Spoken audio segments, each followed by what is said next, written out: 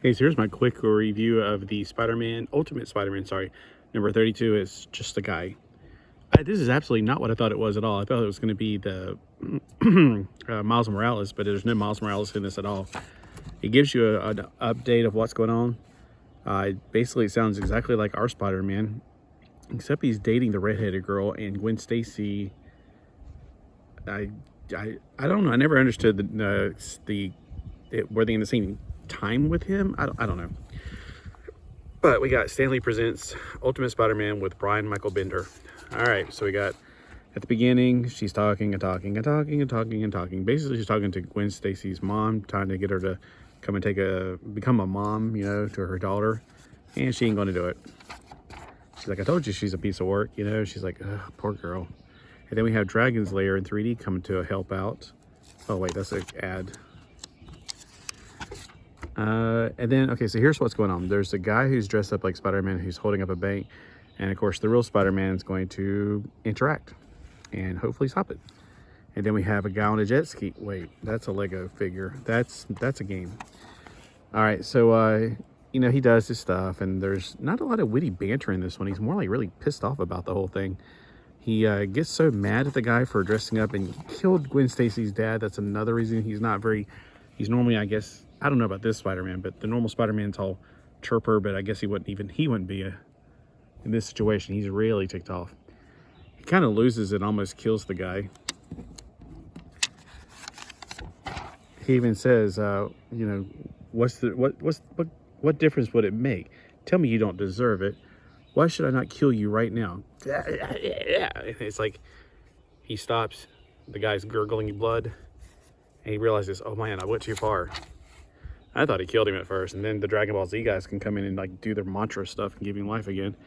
Outside, the police are, of course, doing something. They're saying, either of you guys with the Spider-Man suit, get out here with your hands over your head and the mask off.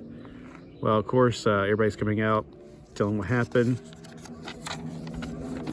Inside is a little present for the New York Police Department, and it's from the real Spider-Man. So I guess he made a getaway some other way, which of course he does. Alternet. Is it like the internet? Okay, the future of online comic book buying is here. Yeah, I did forget to look at what year this is. But anyway, so we got Spider-Man coming. He's like, I almost snapped, almost killed him. I need to calm it down and bring it down a notch. But, he's upset. When he comes home, his Aunt May's there waiting to talk to him. And they go in, they talk to Gwen Stacy about, she can stay there, that kind of thing, because nobody's there. The closest relatives are in Minnesota. I always thought that there was a love interest between him and her, and him and Mary Jane, and I don't know which way the triangle went at one point or another. I'm not a big Spider-Man person to begin with. I watched the cartoons when I was a kid, and read a few of the comic books, like especially the team-ups. And the ones with motorcycles in it, obviously. All right, so then here's the thing that just drives me crazy. Everything was fine up to this point. It's just like drama. Oh my gosh, the least thing I ever want to read is teenage drama. I could care less about your petty her and, oh, I almost got killed and I'm reliving it and yada, yada, yada. And she's freaking out and she's telling him that she's not happy about Gwen Stacy and drama. Gwen Stacy's in love with you. She's going to steal you away. Blah, blah, blah. I'm like, ugh. They could have cut out these last few pages. This is definitely Brian Michael Bendis at his worst right here.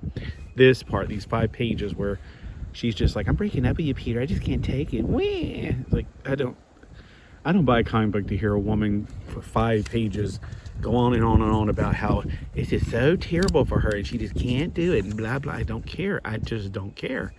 I want to see superheroes. I want to see them kicking butt and taking names. I don't want to read this. So the comic book wasn't terrible. It wasn't completely terrible. It was good. The whole part about him thinking about how he's gone too far. He's being pushed over the edge, and he's really got to get back into shape. Let me read it. Darn it! I lost it. I completely lost it. I didn't even know that I could get that angry. It just creeped up on me. I didn't even realize it was happening. I could have killed a man with my bare hands.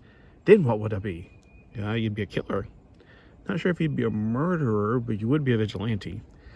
I can't even think about it. I just got to make sure that I never let anything even remotely like that ever happen again. So that's some good inner dialogue, and it's a moral to be taught that we don't need to become them to protect the world from them. So I mean, that's a good inner dialogue. That's some good thinking right there.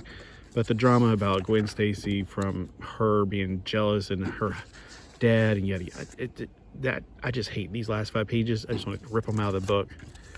But the rest of it's fine. So this is my first reading of an Ultimate Spider-Man. For some reason, I thought Miles Morales was going to be here. Not like I'm like, oh my gosh, I got to. I guess, you know, and this is issue number 32. Did they? Okay, so did they actually have the Peter Parker from our universe kind of thing until a certain point, and then he dies and Miles Morales takes over? Because my understanding was that the Ultimate Spider-Man was kind of like the movie where he dies in the very beginning. I guess he didn't. And then Miles Morales takes the mantle. I don't know anymore. So, okay, so there we go. So I read number 32. The next issue I have is number 85. And I'm curious if this is still going to be, maybe they changed the name when Miles Morales takes over. I don't know anything. But anyway, so this was a gift. This is not something I've ever read before. But, you know, you can't take a snapshot of one comic book and say everybody likes this series. So obviously, you know, most of the comic book was fine. It says last 5 pages. I'm like, oh, just tear my head off now. It's like fingernails on a chalkboard. Yeah, you get a little bit of action. I like the Legos. That's pretty cool. But the artwork, for the most part, is pretty good. I do like the way he draws the bodies. All the lankiness to him, because I like the way Spider-Man's drawn in this, especially right here. I think that's really cool when he's like his body, the way it's all lanky and stuff. When he first ripped his helmet off, though, the guy looked too much like Peter Parker to my memory, but the Peter Parker in this universe doesn't look like that. He kind of looks like Norm Osborn. The artwork in some of the places, though, it's a little bit so I'm gonna give it a C. It passes, but you know, it's not like amazing and it's not terrible. C is a passing grade and it's average. Right here it's okay, but I feel like it's the same picture over and over again, just with different words. And then him staring, her grieving, him staring. Okay, and then his eyes, I don't know what, this face, it doesn't look quite human to me. There's something weird about it. Like his eyes are just, you know, I can't figure out how to say it. So the artwork is a C. The story is a C. I mean, if you take out the last 5 pages, it would be a C. I mean, I don't know. I don't want to give it a D because of the last 5 pages. What are the 4 categories? The cover. All right, let's look at the cover. The cover is great. I'm giving that a B. It's got yellow, so Matilda would hate that. But look at the background. The background actually looks very realistic. That's very well done. It looks like a real background. It probably is. But I like the lanky bodies. I like the way they draw Spider-Man. I think he should always be really lanky, not beefy and strong looking, just lanky, you know? I don't know how to explain it. So the cover, the art, the overall concept, I'm still trying to figure out where this is different from our Spider-Man. I seriously thought the Ultimate Spider-Man was supposed to be a completely different. It seems like this could be in the universe 616 that I grew up with.